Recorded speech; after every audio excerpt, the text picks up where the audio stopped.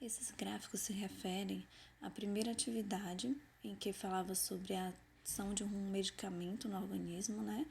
Em que a pergunta diz qual dos gráficos representariam o aumento da quantidade de substância A após tomar o medicamento, né?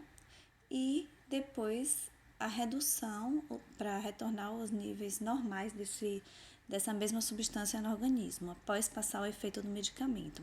Então, qual seria a alternativa correta que melhor representaria, né, o efeito desse medicamento? Então, seria aqui o gráfico D, em que nós temos a substância A numa determinada quantidade, após a utilização do medicamento, você tem um aumento na produção dessa substância, depois de um certo período de tempo, que seria o tempo que passa o efeito do medicamento, você tem uma redução nessa quantidade de substância voltando para os seus níveis normais.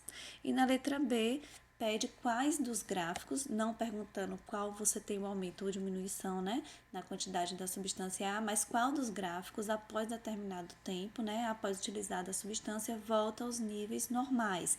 Então, tanto D, que nós acabamos de ver, quanto E também. No caso desse E aqui, você tem uma redução, mas depois volta para os níveis normais, tá?